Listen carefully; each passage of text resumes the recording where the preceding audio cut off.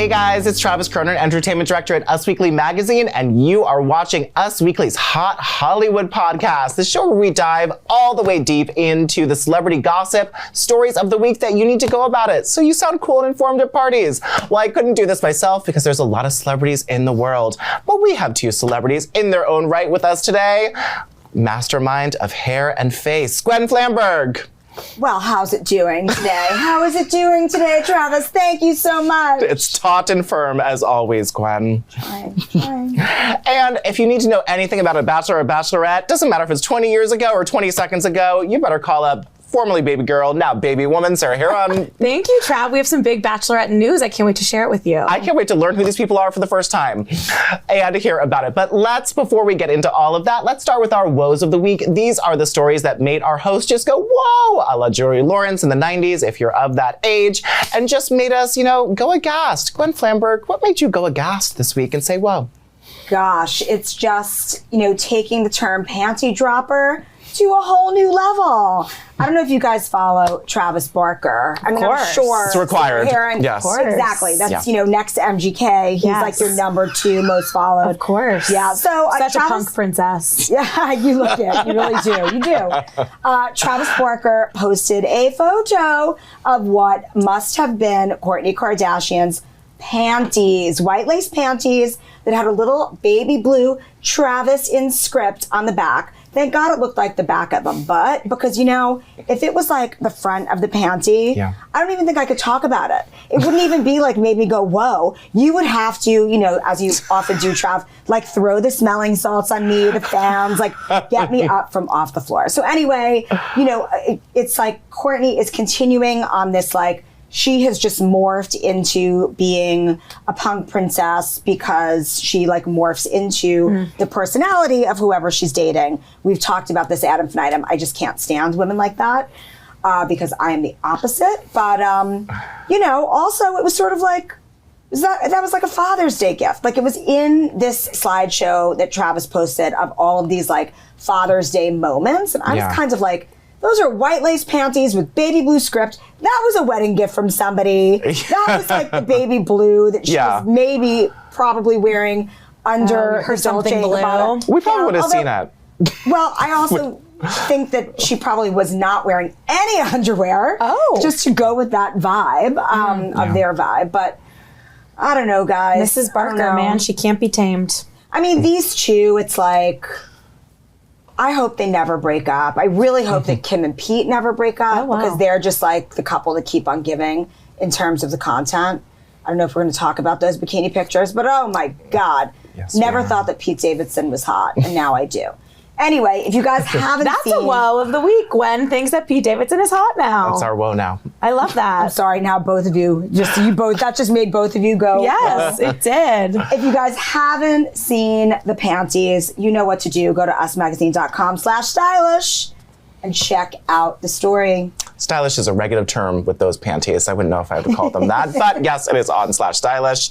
Sarah Huron, what made you go whoa this week? Well, as the Bachelorette expert, I would be remiss if I did not bring up the fact that we had 2 major splits in Bachelor Nation this week, you guys. First, it was our most recent Bachelorette, Michelle Young, who everybody loves. She was the teacher from Minnesota, and she ended up with Nate, who's a little bit of a bad boy, but was he edited to be a bad boy or was he really bad boy? And people weren't necessarily rooting for them until the finale, and everyone, including myself, was all in. I was all right, I got a couple I can support. After interviewing them, they just seemed really in tune with each other. They were tuning out the noise that she should have picked the other guy. They were planning to move to Minnesota. ABC gifted them a down payment for a couple $100,000 to buy a home. They were trying to ensure that this couple worked. How do you get this gift from ABC? They handed them the check at the finale, and you know what? You have to bare your soul and go through a whole competition in reality. And it didn't even work because they have called it quits 6 months after the finale aired. So that was in December. They are now over. They released statements about how much they love each other, but it just, when you embark on this journey and you think you find your soulmate, sometimes you realize it just isn't what you think it is. We've heard that before. A classic tale as old as time.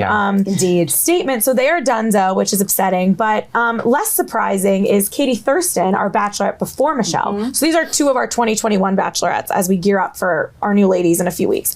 Katie Thurston was the one who ended up with Blake Moynes. They lasted about 3 months after the finale. And then she started dating someone she sent home week 2. His name is John Hershey.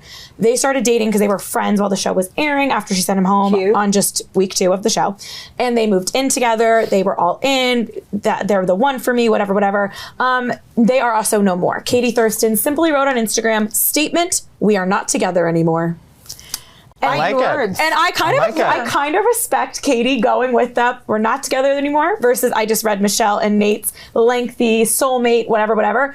You know what? We're not together anymore. John then confirmed it because some people were like, is this a joke? Is Katie trolling? Because she just did a social media cleanse for a month, which should have been the sign that, there was trouble in paradise. Exactly. But also, like real humans, the 3-month mark is like where you sort of decide, like, are we actually going to do this? Like, it's like to break up after 3 months. It's sort of like, it's really It's just these two especially because she went through that whole thing where she assigned her exes from The Bachelorette a Taylor Swift song on her 12 Days of Messy. This was last fall, and kind of like dissed them all. And then the last day of Messy, the 12th day, was Begin Again with John.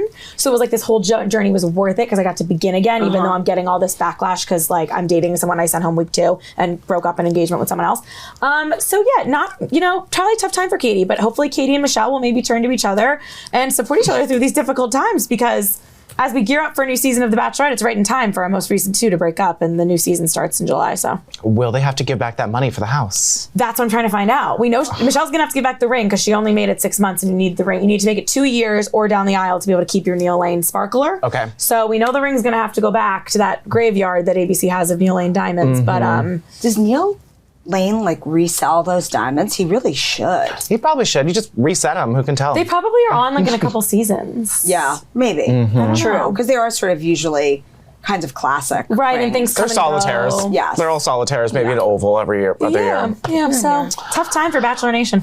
Rough. So sorry for that graveyard of relationships that they are leaving in their wake. And I don't know why I feel for Michelle. I don't even really know her, but the school teacher in Minnesota, I feel for her. She was really likable. And I think her and Nate, like kind of you wanted them to beat the odds because he got that edit. It's kind of like Jordan Rodgers and JoJo Fletcher. People thought he was like kind of not in it for the right reasons. So them beating the odds, like that was, I thought, oh, maybe he got the Jordan edit. Like he is a good person. And maybe he did. Maybe they just didn't work out. I don't know, but they are no longer. Kim Kardashian and the dress, the Marilyn Monroe dress, who Bob Mackie, I thought he was the main designer, but apparently just an assistant designer at the time. He was probably very young. But we all saw the photos of this gorgeous dress, a museum piece, pretty much. It's even unfair to call it a dress at this point. It's like an artifact relic. There was pictures of rhinestones missing, of the seam busted in the back, and Kim Kardashian has been doing a big round of press for her new high-end skincare line, and she said that it was not her that did it. Now, this wear and tear seems to come, Ripley's also released a statement saying that it wasn't her, and it was sort of the in transit, possibly on a hanger, or it had been there before. It's like a little muddled. Kim said she wore it for 4 minutes. Yes, I believe that. But it wasn't the wearing it was the getting her into it, which is what I believe damaged the dress. I agree, but it could have been the transportation, but that's still sort of on her. It's a confusing time. But Kim has also said that we knew she lost 15 pounds to fit into that. She is now down 21 pounds because she sort of got on that healthy eating train, and she's got a hot new boyfriend, Pete Davidson, who's also wildly skinny. That usually does help. When you see someone, you're dating someone real thin. She has lost 21 pounds, and she's looking really, really, really good. Yeah. She looks incredible in her bikini photos away with Pete, but let's also again say that like those proportions are not man-made. No. I mean, they are man-made. Like, they are man-made. They're like not. It is not natural to look like that unless you are a Barbie doll. Yeah, it's really sort of impossible for the body to put that much fat in the boobs and the butt and have no waist. It's just not how nature works usually. But things are different in the Kardashian clan because they can purchase anything they want. And Kim's made lots of billions of dollars off of that unreal body, so I really got to support that. 21 pounds. It's kind of surprising just because in the most recent episodes of the Hulu show, you see Kim she does her Sports Illustrated cover shoot, and she talks about how whenever she finishes a big shoot, she like splurges, like she goes to In-N-Out, or like in the most recent ones, Pete keeps sending her dibs, like the ice cream. Right. So that's like her hidden thing that she loves. So you'd think that maybe post Marilyn dress, that would be her time to celebrate, but instead she's just sticking with whatever this crazy diet is and is now down a total of 21 pounds from, I'm sure, a ridiculous starting weight to begin with. Yeah. Wow. She's looking great. It is her job. She's doing it well. She looks fantastic. Shorter hair. Shorter Staying hair. blonde. Shorter hair. I mean, she looks beautiful. I'm happy for her. And I'm glad that she didn't maybe break the dress. I guess we're going to have to find out more We need about an that. investigation, a true crime documentary on who broke the dress. We will get our CSI kits out and get back to you next week. But now let us bust down some of the news. Now let us start with our Saks Off Fifth and the Fluid Project LGBTQ plus story of the week. Now this one, drum roll, gay drum roll. Ooh, Lynn press. This one goes to Jennifer Lopez. Now, Jennifer Lopez was doing a concert at Dodger Stadium, which apparently is in California because where the Dodgers play, so I'm told. But she, J-Lo, introduced her child, Emmy, and she said, the last time that I have worked with this duet partner, they were with me at the Super Bowl halftime show, and she goes on to talk about how her child, Emmy, is, she says, they are booked, they are busy, they are expensive, and she refers to her child, Emmy, about 5 or 6 times with they, them pronouns. It's clearly, you can say they, throw it around where they did this, but it was clearly, she was trying to say they, them, their pronouns all the time that she was talking about her child, Emmy. So it seems like, something's happening. I don't think it was a mistake. Kids growing up can change their minds. They cannot. But I thought it was an interesting turn to see, a celebrity child having they, them pronouns. And I think we're going to see a lot more of this now that the culture is, in some places, a little bit nicer to people who want to have a little bit different of a gender identity. I think that Emmy is already super talented, has a true sense of self. Great voice. An incredible voice, an incredible dancer. I'm better still thinking better than their mom. Oh, I don't know. this J-Lo. I love J-Lo's voice. too. I do think she's, more than anything, J-Lo is one of the hardest working people I've ever seen perform. Absolutely. Great performer. Did you watch the doc? Great performer. Not yet. Oh, the doc was really good on Netflix, Halftime. Okay. And a lot of it is seeing J-Lo balancing being a mom, and because Emmy was involved in the Super Bowl halftime show, you see some of that, and interesting how they managed to totally cut around A-Rod. You see him in the background for like 1 second, and then you have Ben Affleck do like a voiceover that was so unnecessary, like a quick interview, just to kind of prove. But it was really interesting, and I think the biggest takeaway was that J-Lo is maybe one of the hardest working people out there. Has an amazing team around her. Yes. But even like seeing her on the phone with Shakira, planning some of that stuff in the NFL, and it was just really an interesting look into J-Lo's life, I thought. J-Lo has lived her life well. Very She is hands-on. amazing. She takes control, She does. She does. And we will have to see if, Emmy speaks out, because it's really, I'm sure Jennifer doesn't think it's her place to talk about her child's gender expression. But it was very clear, if you watch the video, there was a lot of TikTok videos, that it's very clear that J-Lo is trying to refer to, her child with they, them, their pronouns. So I think we got a new little non-binary iconic celebrity offspring, and I like that. Well, since we talked about that LGBTQ plus story, I think it's time that I tell you guys something. Yes. I think I'm gonna take this time to come out as a Britney fan. No, because obviously when I open my mouth, you can tell that I am gay as the day is long, but that isn't that way for everybody. And I caught up with a lot of the queens from RuPaul's Drag Race All-Stars All-Winner season, amazing season, by the way, to talk about their experiences with coming out. Let's take a look.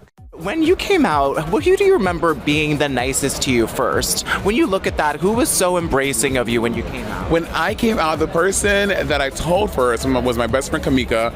At that point, I was 22 years old, and we've been best friends since 5th grade. So when I told her, she was like, "Kevin, I knew." And I was like, "How you knew?" She recalled this one time that this guy, I gave him a little extra eye, and we saw each other, and she picked up in that moment, and she was just so loving and so warm. So Kamika, shout out to you.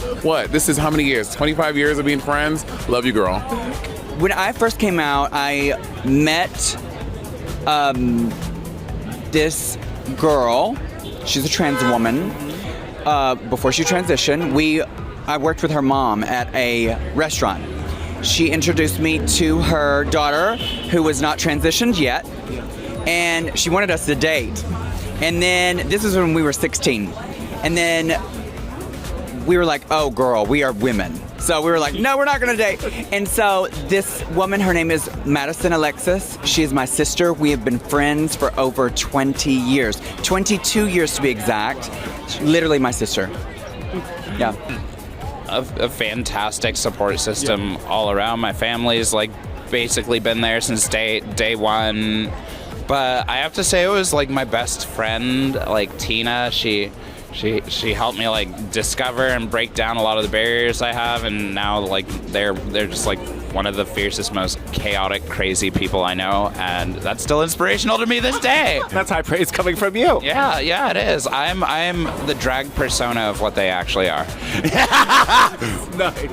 Well, that was lovely. I love Trinity the Tuck. She is just so genuine and amazing. And it was really interesting to see all these queens who are really at the top of their gay careers and go back to them when they were teenagers, figuring things out. It's really, a good It Gets Better program when you see these men's and wigses just doing their thing and getting their coins. Good for them. Well, speaking of wigs and coins, no, not really, but we're going to talk about Meghan Markle. And we're going to talk about Meghan Markle and bullying, because there has been a lot of back and forth between the palace, the firm, and Meghan saying, you bullied me. No, you bullied me. There's, over the last 2 years since they left royal life, there's been a lot of accusations getting thrown around, but there is a new report from the UK Times London that says it might have been Meghan who was doing some of the bullying. Now, 2 days before the Tell All CBS interview, the UK Times released a report saying that they were looking into Meghan Markle bullying her staff. Seemed like sort of lashing out at her. Because it was 2 days before the interview. 2 days before it was a little bit sketchy timing before the interview. So we were like, are they just hurling a stone to try to soften the blow that they're going to get from this tell-all interview? But now we are hearing that sources tell the Times UK, the Sunday Times UK, that Queen Elizabeth does not want these findings released. Now, sources are telling them that this is because they don't want any more bad blood between the Sussexes and all the families that are still in the royals. Now, I think this was sort of even a little bit more shady that the firm to do, saying, we completed the investigation, and because we don't want to hurt anyone, we're not going to release anything. I just think it's not cool, because the British taxpayers are who pay the salaries of the royal family. And so if this was an investigation into what went on in the firm, I think the public deserves to get a full explanation. Fair enough. Freedom of information. They did pay for it. Exactly. Yeah. Oh, God. I mean, I can't believe it's been only 2 years. So you said 2 years since. I mean, it feels like it's been so long since there's been this turmoil between William and Harry and Meghan and the family, and oh my God. But I'm kind of surprised. I think it's classic the royal family to say that they're doing something to protect someone, and then it usually drags more attention to it. Kind of like when it was like, oh, they're not going to sit next to each other at this, the most recent Jubilee stuff, because we're trying to avoid the speculation. And it's like, oh, really? Because if you just sat them next to each other, like, I don't know. I just feel like that you can't win. I guess anyone in this side can't win. True. But the classic, like, we're not doing this to protect someone, says its own thing. So I don't know. I feel like let it speak for itself if whatever's in this report. I don't know. Agreed. Because it's like, tell me Meghan Markle was bullying her staff without telling me Meghan Markle was bullying her staff. That doesn't make me think that she's innocent. It does they don't quite want the us opposite. To. So I don't know. They do not. But there is more stuff going on in the royal family, y'all. Well, happy 40th birthday, Prince William. Oh. Hey, you've looked 40 since you were 20, but I'm glad you're actually 40. No shade. He really has. He's looked distinguished. I'm not saying he looked bad. King of England. Yes, he looks distinguished. Homeboy can't look like he's, going to be playing footy on the field. Like, he's always had to dress up. He's always had to be serious. Yeah. It was the hairline. Yeah. But I'm really happy for him. No shade to William. You're a very attractive man. And I'm glad that he's celebrating his 40th birthday. We hear from sources that he and Kate Middleton are going to do a small party at their new Windsor estate that they are moving into, going away from royal life. But we have sources telling us that he and Harry are still not speaking. There is still a huge feud going on with them, and they really have gotten nowhere. A source tells us that William and Harry's feud has gone on for too long, and that there were were too many factors that drove a wedge in between them. The tell-all interview, them leaving early for the Platinum Jubilee. You know, there was just... The book that's coming. The book that is coming out. So no one can be forgiven. We're here from sources that none of these brothers wants to apologize. They feel that the other brother needs to apologize, and they're just going nowhere in their relationship. Yeah, I think until this book comes out that Harry has supposedly, reportedly been writing, and we don't really know what's going to be in it. Until the book comes out, I can't imagine there's going to be any resolution because there's fear on the royal side of what's in the book. And then I'm sure on Harry's side, it's like, do I keep what is my truth? Like, I just feel like then he's, is he going to censor himself? Does he need to? Where's Meghan's role in all of this? I mean, the Netflix show, there's so many layers. And as the hits keep coming, if they made amends, then what, the book's going to come out next month and then it's going to be another thing. So I can't imagine there's even attempts for resolution until this book is out and I don't know when this book is coming. That's a really good point. It's like you want to have resolution, but if he's writing this book, they're going to be mad at each other all over again. Yeah. Even if Harry does, I don't know what his intentions are with this book. I don't know what the contents of the book are. It's not going to be good. Right. And even if we want to believe that Harry is not doing this to hurt anyone, there's no way there are things in this book that aren't going to hurt the family and the firm and these people who are still actively working to protect the family and the firm, and they're on different sides of that. Yeah. It just is what it is. And reopen those wounds. Yeah. Ugh. Yeah, and Harry feels that the firm and the family hurt his family. William feels that Harry hurt his family. Right. So they're really at a stalemate. We did hear from a source that Kate Middleton is trying to play peacemaker between the brothers, but I guess her darndest is not working because their rift is still alive and we would have seen them, as I said last week, we would have seen them in at least one frame, one shot at this Platinum Jubilee weekend if there was any tension thawed. But the fact that we didn't see them within feet of each other in public means that there's just not. They would have definitely had the photo opt. Well, I hope because their only job is to be aspirational, right? And I hope that after this is that they can mend a family rift, because I think that would be so important for families all over the world to see that even if these, there's a lot of love lost between these brothers with very quantifiable, horrible things that they've, all let happen to each other, that if they could heal this, I think it would really help the world. Are you saying that where there's world peace is possible if William and Harry match? I'm saying that two brothers might be able to dust off their problems if they see Harry and William do it. Okay. And that's what they're good at, is putting on a show in front of the peoples. Yeah, so I hope they heal because world peace. Well, let's get into some good old-fashioned American greed, shall we? Starring Todd and Julie Chrisley. As we mentioned before on the show, if you missed it, these two were doing all sorts of messed up stuff. An intern that Todd allegedly had an affair with came forward and helped the government seal the deal and convict these two. Now, Todd and Julie Chrisley were convicted a couple weeks ago of wire, bank fraud. She has a whole nother tax evasion, bank fraud. Classics. The classic reality show things. They apparently inflated their own wealth to take out huge loans to the tune of $30 million, one of the loan was. And this intern who helped inflate their resources that they had that were non-existent has come forward, and now they have been convicted by a judge. Todd and Julie are finally speaking out. Todd and Julie recently talked about it on their podcast, and they said, I know you want to know every detail that's going on in our life right now, but you have to understand that there are things that we are not allowed to talk about. Now, they went on to talk about how they are trusting God and relying on their faith, which is great and sounds like something that they definitely need right now. Right, he'll keep you out of jail. It's worth a shot. Ask him for a few $10 million, but it was wild to see that they first spoke out about this and they didn't, I know they can't say anything because it's a legal case, but there wasn't like a truth will come out tidbit. Right. We've seen a lot of celebrity apologies, especially when they're sort of accused of stealing massive amounts of money. And if they think they're innocent, there's some cues, and none of those cues were in the statement. Yeah, they're kind of, their defense this whole time has been that this former employee wanted revenge for being fired and is just a vengeful person and went to the FBI for attention and to get revenge on Todd and Julie and make stuff up. So that's kind of the defense that they've been going with, and now they just have to wait until October when they will be sentenced to put up to 30 years in jail. I don't think they're going to get 30 years, but I think they're going to get time because, as I learned from Miss Lori Loughlin, when money laundering is in your charges, they usually like some prison time in there. And wire and bank fraud is the one that really turns it up. They hate wire fraud. I don't know why. I don't even know what that means, but they don't like it. It's when you send it through a bank's secured system. Oh, like when I got my fake ID from Chyna when I was 18. Ooh, FBI, please come arrest her. She was a baby girl back then. That's 7-Eleven Western Union, am I right? Yeah, no, exactly like that, though. Yeah, exactly. Yeah, I don't know. These two, the show comes back soon, but I think they're not going to address it because I don't know if you ever watched Chrisley Knows Best, but it's very silly. It's not quite, even as dumb as the Kardashians episodes can be, when there's usually something big happening, they will take it on head on, unless it's Astroworld. But yeah, so I don't think we're going to see much of Todd and Julie, but they're allegedly going to be doing this podcast every week, probably saying nothing that we can even get out of because they're not allowed to. Right. They're not allowed to. Their lawyer's like, you can't say anything. Don't incriminate yourself. They are going for appeal. Right. So this is all still, I mean, it's alleged, but they're convicted. But they're going back to appeal. They so were it's found a guilty. light alleged. Right. But they were found guilty. Slightly alleged. Slightly alleged Just at this slightly. point. I mean, if it's good enough for the FBI and the judge, it's usually good enough for me. But. Well, so they definitely stole that money. We are reporting here live.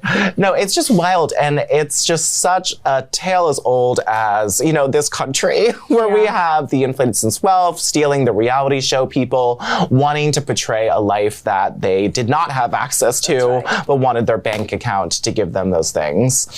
So tune into Chrisley Knows Best to watch them skirt around the issues all season long. Exactly. Well, that is all of the news we have for today. God, we really tore everyone from across the pond to this country. I love when we can just playfully banter at these rich, pretty people. Right. It is very fun. And Stars, they're just like us. you know, They really are. I've heard that somewhere. They are just like us, just with more money and access. And sometimes the money's not there and you go to jail for 30 years. We will see. Well, thank you to Gwen and Sarah for helping me spill all of this piping hot celebrity this week. We will be back next week with a brand new episode. And guys, I know we just said it, but let's do it one more time. Because celebrities, they're just like us. Yes, they are. Thank you guys for watching.